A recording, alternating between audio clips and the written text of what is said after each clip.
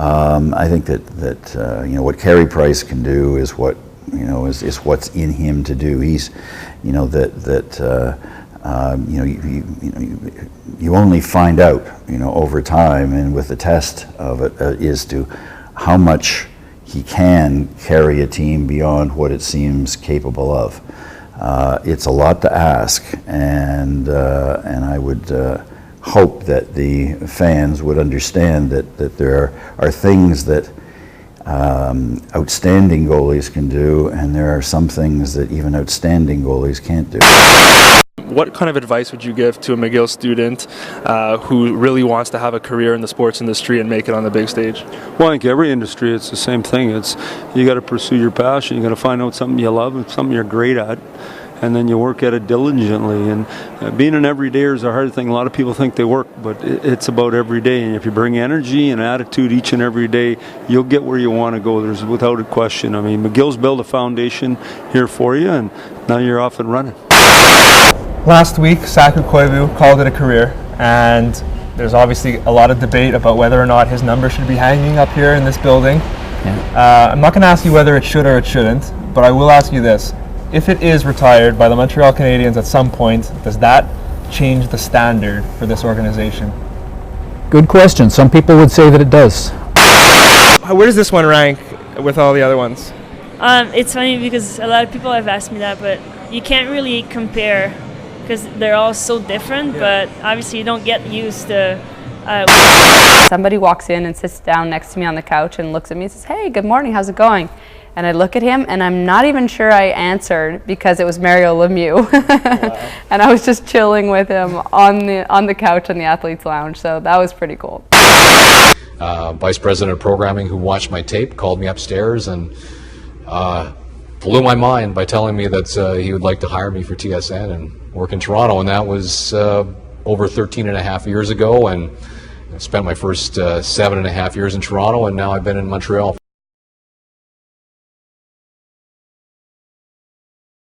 From 2007 to 2010, Brent Sopel manned the Blackhawks blue line en route to Chicago's first Stanley Cup championship in 49 years. He also provided leadership to a good young team that was on the precipice of a dynasty. When Mike Brown didn't receive a contract offer following the 2015-16 season, he knew he was going to have to seriously start considering life after professional hockey. While some aren't so lucky, Brown still has his health and his passion for the game. For Good Day to Paul, I'm David P. Stein. Whether or not Roenick eventually gets inducted to the Hockey Hall of Fame remains to be seen. But for now, the former Blackhawks star continues to give back to the game he loves.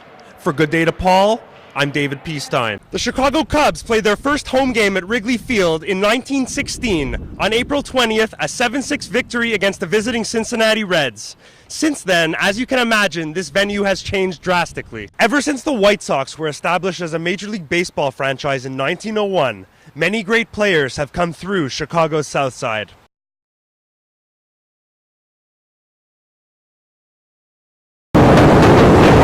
Just like a Chicago train, Brent Sopel's skating style was anything but smooth.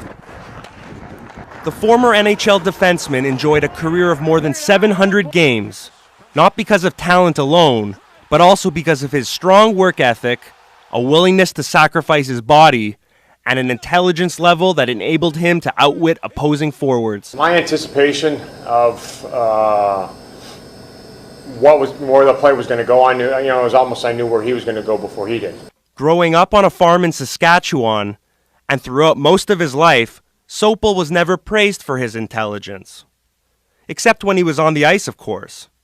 Off the ice, he struggled to read, to write, and many people labeled him as dumb. I struggled for 32 years of my life with reading. School was painful and not knowing why. At the age of 32, while playing for the Chicago Blackhawks, Sopel discovered that he was dyslexic.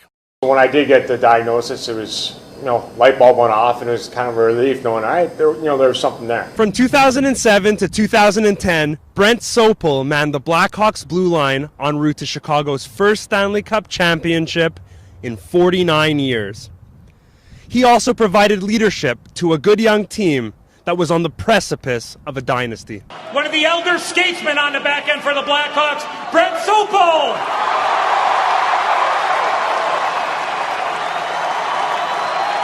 That was the closest knit team that I was ever part of. This team was flawless. Now that Sopel understands more about dyslexia, he's decided to use his platform to help spread awareness. It's my life's goal now is to change the world. When you got 20% of the population has it, which is a crazy amount of people, 1 in 5. Roxanne Farwick Owens, an associate professor and department chair at DePaul University's College of Education, also believes that students with different learning styles should be accommodated. It can really damage a child's self-esteem when they become the one that it's hard for them to read out loud. I think we all remember those kids in class who hated to read out loud because they stumbled over words. Sopel may face certain challenges with dyslexia, but that doesn't mean he's dumb or disabled. All it means is that he learns differently. For Good Day DePaul, I'm David P. Stein. During an NHL career that began in 2007 and spanned nearly 10 years, Mike Brown fought hard to earn a living. Is where they have an edge in this game. We've got a scrap right off the drop of the puck. Oh! Mike Brown just going with Aaron Volpatti. Wow! For me personally, I think fighting keeps the game honest. And if they get rid of it completely, you're going to see that.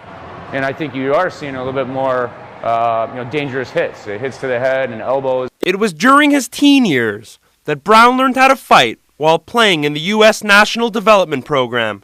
We were 16, 17, playing against guys that were 19, 20-year-olds, and you had to fend for yourself. In 2003, Brown accepted an athletic scholarship at the University of Michigan, where he spent 2 seasons developing his on-ice skills under Wolverines head coach Red Berenson. And when he left college, Brown knew exactly the type of style he needed to play in order to have a sustainable career at the pro level. I'm not going to score that many goals. I'm gonna have big hits. I'm gonna play hard. Brown was always ready to drop the gloves. He didn't have to tap me on the shoulder and say go and do it. I went out and fought. You can see the bench. They all stand up. They get nuts. They get crazy. Early on in his career, he says he sustained numerous concussions that went undocumented before the NHL eventually began taking concussion protocol more seriously. I've taken my fair share.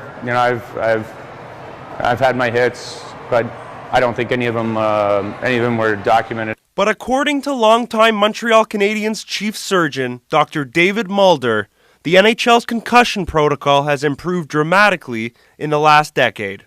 Perhaps the reason there's so many concussions is that we document them better. We have better assessment of them. My last couple of years, they had spotters in the NHL, and they, if you got hit, then they're immediately going to give you that iPad test and see how you're doing. These days, Brown coaches teenagers in Vernon Hills, Illinois, at Glacier Ice Arena, where he played his own minor hockey growing up. Not only is he their on-ice coach, he also prepares off-ice training programs for them in his gym. 1, 2. Step back foot. Twist the hip. 1, 2. Going by my fighting career, I did mixed martial arts fighting. I did boxing throughout my entire career. Brown's players look up to him because he knows exactly what it takes to get to the sport's biggest stage.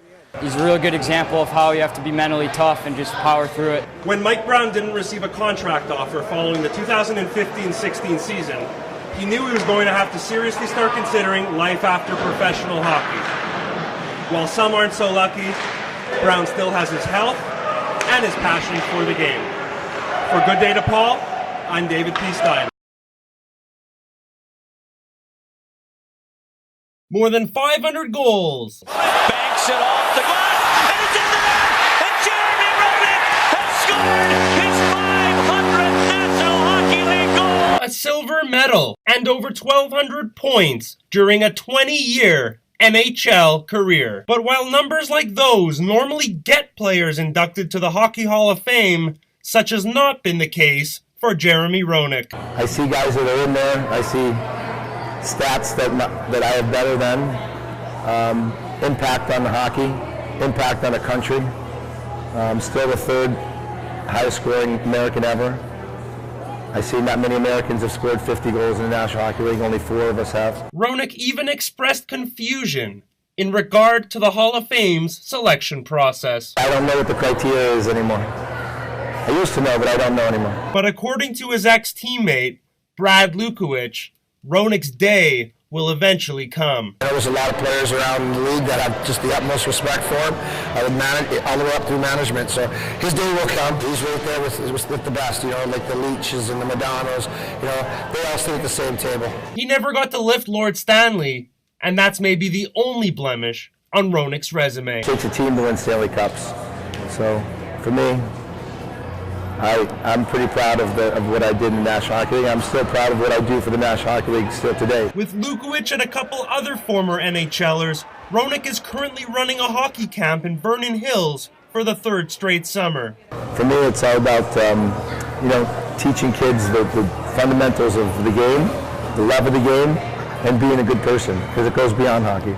And the parents love him too. It is amazing how much he remembers my kids and from even last year, and remembers names, comes up. It's so personable and able to talk to each one of the kids and knows who they are. Whether or not Roenick eventually gets inducted to the Hockey Hall of Fame remains to be seen. But for now, the former Blackhawks star continues to give back to the game he loves. For Good Day to Paul, I'm David P. Stein.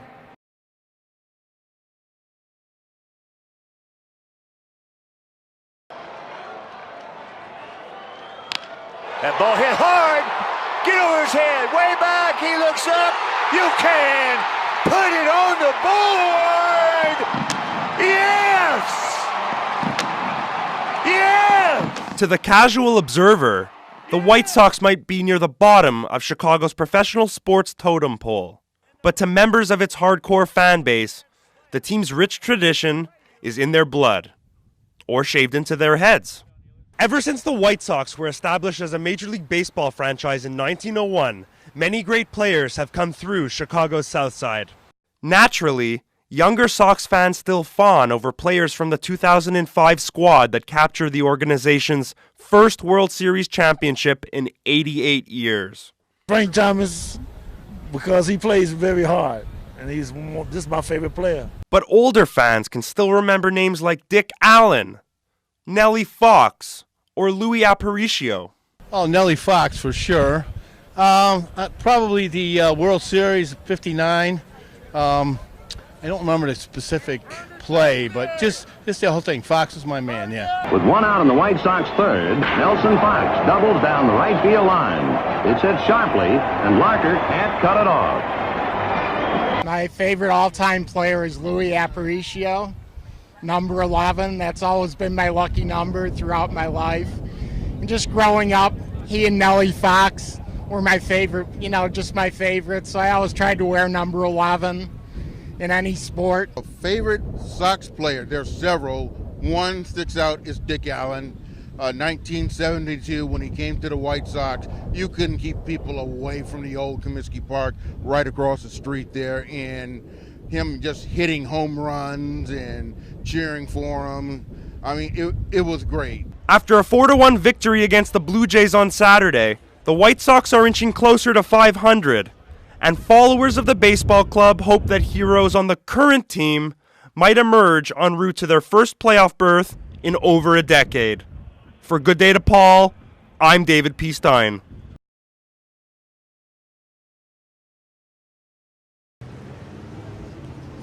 After Fenway Park in Boston, Wrigley Field is the second oldest ballpark in Major League Baseball. Renowned for its iconic bar scene and mom-and-pop restaurants, Wrigleyville has been the fabric of Chicago Cubs baseball for more than a century. It first opened in 1914 as Weigman Park for Charles Weigman's Chicago Whales of the Federal League. But when the Whales folded in 1915, the Cubs became the venue's primary tenant. The Chicago Cubs played their first home game at Wrigley Field in 1916. On April 20th, a 7-6 victory against the visiting Cincinnati Reds. Since then, as you can imagine, this venue has changed drastically. Although the stadium has evolved incrementally since its inception, team owner and chairman Tom Ricketts initiated a 4-year, $550 million renovation plan in 2015 called the 1060 Project that has practically given the Cubs home a facelift.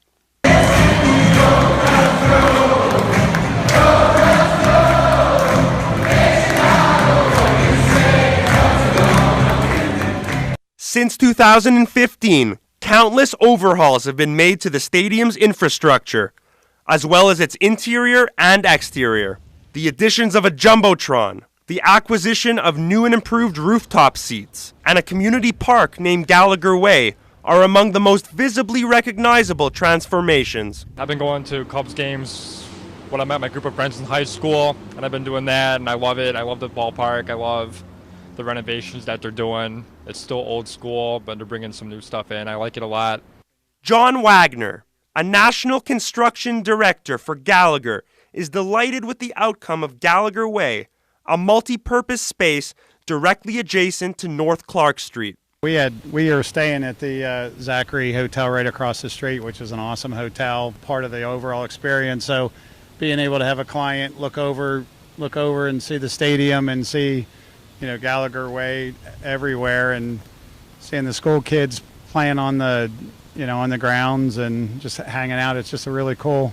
Some traditionalists have never been in favor of changes being made at all, but many fans feel the Cubs did a nice job of modernizing the stadium while still preserving its old school charm. They've done a nice job of kind of maintaining that vintage look and feel, but with the modernization and clean things up.